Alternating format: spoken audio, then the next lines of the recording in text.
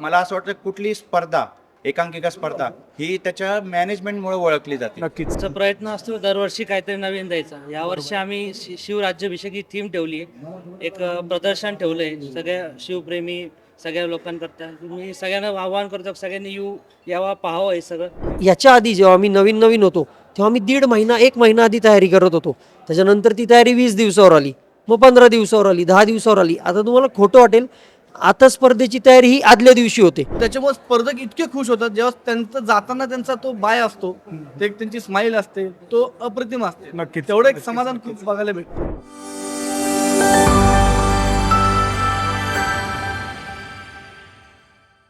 नमस्कार, मी नितीन मोरे. लेट्सअप मराठीमध्ये तुमचं सगळ्यांचं स्वागत करतोय. अहिल्यानगर महाकरंडकाचं 12वं वर्ष आहे. महाकरंडकामध्ये येणारे प्रेक्षक आणि स्पर्धक जेवढे महत्त्वाचे असतात तेवढीच महत्त्वाची असते ती म्हणजे या सगळ्यांना जोडून ठेवणारी फळी. आणि ही फळी ज्या पद्धतीने सातत्याने काम करत आहे ती फळी म्हणजे महावीर प्रतिष्ठानचे सहकारी मित्र. बोलू की मला सहकारी बोलण्यापेक्षा महावीर प्रतिष्ठानचे मित्रमंडळी सगळीकडे बसलेत. कारण का ना कालपासून मी बघतोय कालपासून की प्रत्येक व्यक्ती हा अध्यक्ष, उपाध्यक्ष, संयोजक वगैरे या पद्धतीने काम नाही करते, तर प्रत्येक व्यक्ती हा नवा नौका ज्या पद्धतीने कार्यकर्ता जसा असतो की बाबा चेअर उचल, हे उचल, ते उचल, सगळं काम करतात. सर, सगळ्यांपासून सुरुवात करायची आहेच, पण मला अध्यक्षांपासून सुरुवात करायला आवडेल. किती प्राऊड वाटतं की हे 12वं वर्ष आहे अहिल्यानगरचं आणि सातत्याने तुमची टीम, संपूर्ण टीम बोलण्याच्या तुमचेच मित्रमंडळी दरवर्षीप्रमाणे पुढच्या वर्षी कशा पद्धतीने चांगलं देतील असा प्रयत्न करत असतात. काय सांगाल त्याबद्दल? खरं तर हे 12वं वर्ष आहे अहिल्यानगर महाकरंडकचं. पहिल्यांदा तर आपण अहमदनगर महाकरंडकनी ही स्पर्धा भरवत होतो, पण आता सगळ्यांना माहितीच आहे की अहमदनगरचं नाव चेंज होऊन अहिल्यानगर महाकरंडक झालेलं आहे. व मला असं वाटतं कुठली स्पर्धा, एकांकिका स्पर्धा ही त्याच्या मॅनेजमेंटमुळे ओळखली जाते. नक्कीच. तर आपण पूर्ण महाराष्ट्र राज्यातून जेवढे काही स्पर्धक येतात त्यांना आपण पूर्णपणे 4 दिवस जेवणाची सोय, निवासची व्यवस्था करतो, नाश्त्याची सोय करतो. तर निश्चित कलाकारांना सुद्धा एक सगळी सोय भेटल्यामुळं ते अहिल्यानगर महाकरंडकला येण्यासाठी उत्सुक असतात नेहमी. व त्यांना एक स्टेज उपलब्ध व्हावं. त्याचप्रमाणे मला असं वाटतं का भविष्यात अहिल्यानगर महाकरंडक ही अशी एक स्टेप असेल त्यांच्या कलाकारांच्या आयुष्यात, तर ज्यांना कोणाला मूवीमध्ये, सिरियलमध्ये काम करायचं असेल तर अहिल्यानगर महाकरंडक हे त्यांच्यासाठी एक पर्वणी ठरेल असं निश्चित वाटतं मला. या गोष्टीचा मला अभिमान आहे. नक्कीच. कारण का ना माझं हे दुसरं वर्ष आहे. पहिल्या वर्षी सुद्धा आपण भेटलो, पहिल्या वर्षी सुद्धा आपण गप्पा मारलेल्या. पहिल्या वर्षी जो दम, जो जोर होता ना तो ह्या वर्षी आहे. मित्र बोलले की ह्या वर्षी अजून दुप्पट वाढलाय. सर, मला सरांचा खास करून कौतुक आहे, कारण का ना काल सकाळपासून मी त्यांच्या मागे लागलो आहे की सर आपण बाईट करूया का, पण कामाच्यामुळे ते बिझी होते. आज सगळं मित्र बोलून की हे 4 दिवस ना तुमच्या सगळ्यांसाठीच खरंच खूप कसोटीचे असतात. कारण का जसं सर बोलले की इथे येणाऱ्या प्रत्येक स्पर्धकाला तो घरी आल्यासारखं असंच भासलं पाहिजे. काय सांगाल, गेल्या वर्षाचं आपण जे वर्ष होतं त्यापेक्षा किती भारीने, किती डिफरंट हे वर्ष असणार आहे? आमचा प्रयत्न असतो दरवर्षी काहीतरी नवीन द्यायचा. यावर्षी आम्ही शिवराज्याभिषेक ही थीम ठेवली आहे. एक प्रदर्शन ठेवलंय सगळ्या शिवप्रेमी सगळ्या लोकांकरता. मी सगळ्यांना आवाहन करतो सगळ्यांनी यावा पाहावं हे सगळं. आणि प्रत्येक वर्षी काहीतरी नवीन नवीन आम्ही यावर्षी महाराष्ट्रीयन थीम घेतली आहे. जेवणामध्ये आम्ही सगळे महाराष्ट्रीयन मेनू ठेवलेले. राहण्याकरता बी सगळं उत्तमच आहे. म्हणजे प्रत्येक वर्षी काही ना काही नवीन नवीन देण्याचा प्रयत्न करतोय आणि इथून पुढे बी तो राहील. नक्कीच.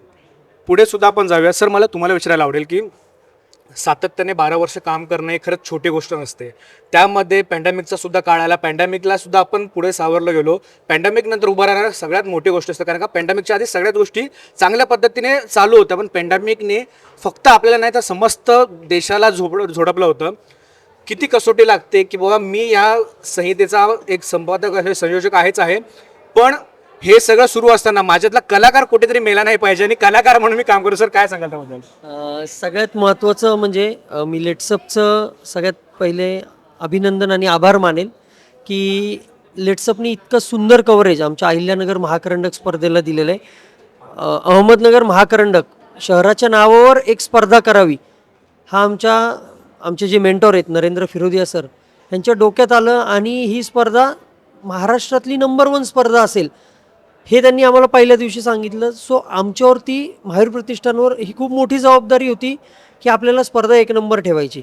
पण जर स्पर्धा 1 नंबर ठेवायची तर दरवेळेस म्हणजे रोज एकच भाजी आपण खाऊ शकत नाही किंवा रोज एकच पिक्चर आपण पाहू शकत नाही. तर दरवर्षी जेव्हा वेगवेगळे संघ येतील किंवा कलाकार स्पर्धेला येतील तर त्यांना काय नाविन्य मिळेल, तर हे आम्ही 12 वर्ष सातत्यानं देण्याचा ट्राय करत होतो. आणि त्याच अनुषंगाने 351वा वर्ष आहे शिवराज्याभिषेक सोहळ्याचा. पूर्ण जगभरात तो साजरा केला जातोय. तर आमच्या डोक्यात आलं टीमच्या की अरे आपण हीच थीम घेऊन आपण महाकरंडक ह्यावेळेस साजरा करू. आणि नुकतंच शहराचं नाव बदललं होतं, अहिल्यानगर महाकरंडक आम्ही नाव दिलं स्पर्धेला. सो ते इतकं छान जुळून आलं सगळं. आणि एकंदरीतच जे सगळं वातावरण आहे तर ते शिवमय करण्यासाठी जसं हर्षलनी सांगितलं की आम्ही इथे प्रदर्शनसुद्धा ठेवलं की जेणेकरून प्रत्येक कलाकाराला शिवाजी महाराजांचा इतिहास असेल किंवा त्यांच्याबद्दलच्या ज्या गोष्टी असतील ते जवळून माहिती होतील. आता जो तू प्रश्न विचारला की पॅन्डेमिक असेल किंवा ह्यातून कलाकार म्हणून आम्ही कसं हे करतो, तर मुळात मी स्वतः एक कलाकार असल्यामुळे माझ्या दृष्टीनं ही स्पर्धा कलाकारांनी कलाकारांसाठी भरवलेली ही स्पर्धा. आणि त्यामुळे प्रत्येक कलाकाराला इथे कशा पद्धतीनं आम्ही पाहुण्यासारखं वागू, म्हणजे तो सकाळी आल्यापासून ते रात्री तो जाईपर्यंत तो आमचा पाहुणा असतो. म्हणजे मी दरवेळेस सांगत असतो, माझ्या मुलीचं लग्न आहे, हे मुलीच्या लग्नात जसा मुलीचा बाप प्रत्येक गोष्टीसाठी हजर असतो, तसे हे माझे जे मित्र आहेत हे सगळे ह्या लग्नासाठी तयार असतात. आणि ही स्पर्धा आता ऑटो मोडला गेलेली आहे. म्हणजे मी तर म्हणतो असं कोणती गोष्ट येऊ नये, पण जर भविष्यात परत जर कधी पॅन्डेमिक आला किंवा आणखीन काही गोष्टी झाल्या तरी आम्ही त्या गोष्टीसाठी सज्ज असू. 1 वर्ष आमचा गॅप झाला कारण गव्हर्नमेंटनीच सगळं बंद केलं होतं. त्यामुळे आम्ही 2023मध्ये एप्रिल महिन्यात ती स्पर्धा घेतली कारण आम्हाला ते हेच मिळालं नाही, वेळच मिळाला नाही किंवा थिएटर पण उपलब्ध नव्हते. तर आता स्पर्धा इतकी ऑटो मोडला गेलेली की प्रत्येकाला प्रत्येकाचं काम माहिती आहे. म्हणजे सांगावं लागत नाही. याच्या आधी जेव्हा आम्ही नवीन होतो तेव्हा आम्ही 1.5 महिना 1 महिना आधी तयारी करत होतो. त्याच्यानंतर ती तयारी 20 दिवसावर आली, मग 15 दिवसावर आली, 10 दिवसावर आली. आता तुम्हाला खोटं वाटेल, आता स्पर्धेची तयारी ही आदल्या दिवशी होते. प्रत्येकाला प्रत्येकाचं काम माहीत असतं. मेनू ठरला जातो, नरेंद्र भैयांसमोर सगळ्या गोष्टी मांडल्या जातात, बजेट दिलं जातं, भैया त्याच्यावर फक्त सही करतात, यस करा, कुठल्याही गोष्टीला नाही म्हणत नाही. त्यामुळे आम्हाला आमची आणखीन जबाबदारी वाढते की अरे जर आपल्या मागे एवढा मोठा माणूस आहे, आपली टीम ह्या पद्धतीनं नरेंद्र भैयांचं नाव ठेवण्यासाठी किंवा त्यांचा पाहुणचार जो आहे त्या पद्धतीनं काय करण्यासाठी आम्ही ह्या सगळ्या गोष्टी करत असतो. आणि म्हणूनच आज मला अभिमानानं सांगावं वाटतं की महावीर प्रतिष्ठान असेल तर आयोजन तर आम्ही करतोच आहे, पण हे सगळं शक्य होतं आहे नरेंद्र फिरोदी या सरांमुळे आणि महावीर प्रतिष्ठानच्या प्रत्येक छोट्या आणि मोठ्या सभासदामुळे. आता माझी मुलगी सोबत आहे, ती सुद्धा आत्ता 6 वर्षाची, पण तिलासुद्धा एकांकिका पाहण्याची किंवा स्पर्धेत येण्याची ती सकाळपासून मागं लागली होती, मला यायचं आहे मला यायचं आहे. सो ही जी आवड निर्माण होणं आहे किंवा हे स्पर्धेनी दिलेलं आहे. आणि सगळ्यात महत्त्वाचं हर्षल मगाशी म्हणला की हे स्पर्धा एक व्यासपीठ आहे किंवा एक स्टेप आहे की ज्याला भविष्यात पुढे कमर्शियल काम करायचं आहे. आणि त्याचमुळे आम्ही जे परीक्षक आणतो किंवा आम्ही ज्या पद्धतीचे जजेस असतात, आजपर्यंत स्पर्धेच्या नावाला गालबोट लागलेलं नाही आहे. जे प्रेक्षकांच्या मनातलं बक्षीस असतं तेच स्टेजवर दिलं जातं. आणि हीच सगळ्यात महत्त्वाची ह्या स्पर्धेची खासियत आहे. आणि त्यामुळेच ह्यावेळेसचे जे परीक्षक आहेत, आशिष वाघ सर असतील जे खूप मोठे प्रोड्युसर आहेत हिंदी मराठी चित्रपटांचे, दिग्दर्शक आहेत, त्याप्रमाणे मयूर हरदास असेल जो अनेक मराठी हिंदी चित्रपटांचा एडिटर आहे, जो स्वतः एकांकिका करून पुढे एडिटर झाला. आणि सगळ्यात मेन म्हणजे आमचे प्रवीण तरडे सर, त्यांना तर पूर्ण जग ओळखतं. तर असे परीक्षक जेव्हा असतात तेव्हा स्पर्धा ही निकोप होते आणि त्यामुळे रिझल्टमध्ये कुठेही शंका होत नाही. आणि प्रवीण तरडे सरच खास यासाठी आलेले आहेत, त्यांच्या आगामी चित्रपटांसाठी असेल, कोणत्या गोष्टींसाठी असेल, ते इथून टॅलेंट हंट करणार आहे. त्याचप्रमाणे खासरे टी व्ही असेल, खासरे टी व्हीनी सुद्धा इथे स्टॉल लावलेला आहे की ते टॅलेंट हंट करतात. बरोबर. सो इथे आता वेगवेगळे मोठे मोठे लोक येत आहेत की इथे आम्हाला रॉ टॅलेंट मिळेल.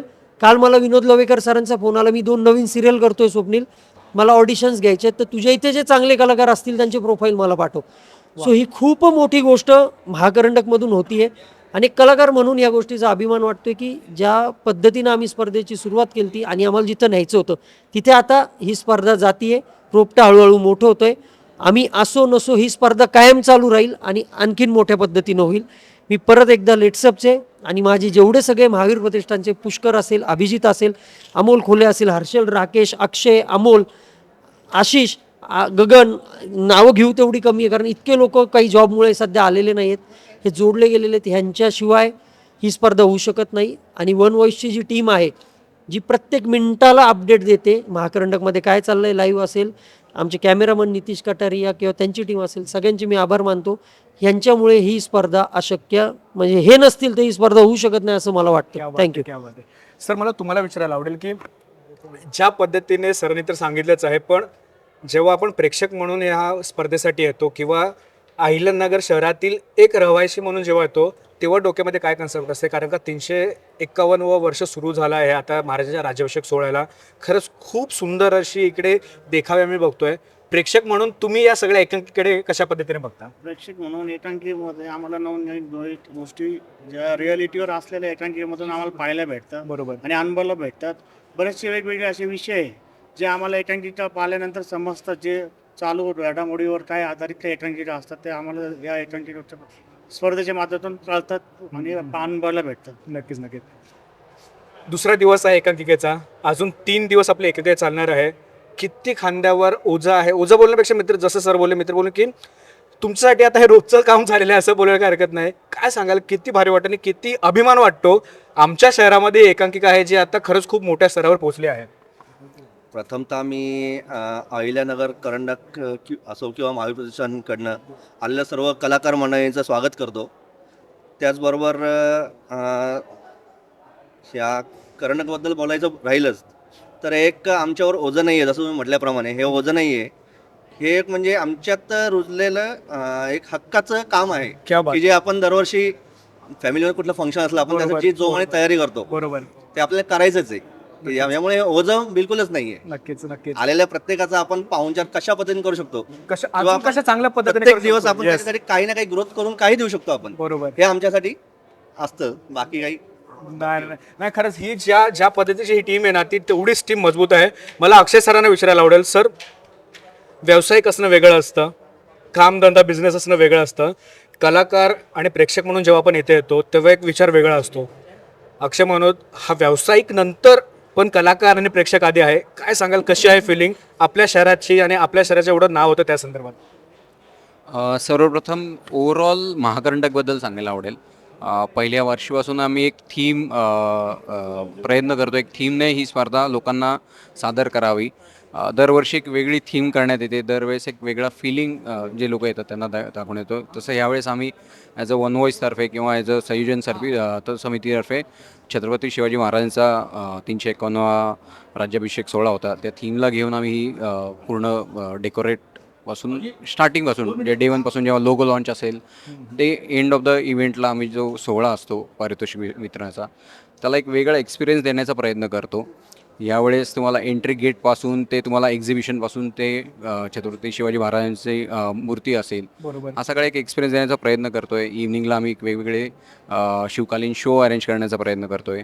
तर एकच आव्हान असेल, प्रत्येकाने याच्यात सहभागी व्हावं, तो एक एक्सपिरियन्स घ्यावा यावर्षी. नक्कीच नक्कीच. बस तेवढंच असेल. नाही मला ना एक कौतुक आहे मला की इथे बसलेले जेवढे पण टीम मेंबर्स आहेत ना, व्यावसायिक नंतर होतात, आधी इथे आल्यावर ते कलाकार आणि प्रेक्षक होतात. कारण का व्यवसाय कामधंदा हा होतच राहतो, पण ही जी संधी असते ना, ही खरंच खूप कमी लोकांना मिळते. सर मला शेवट तुमच्याकडून करायला आवडेल.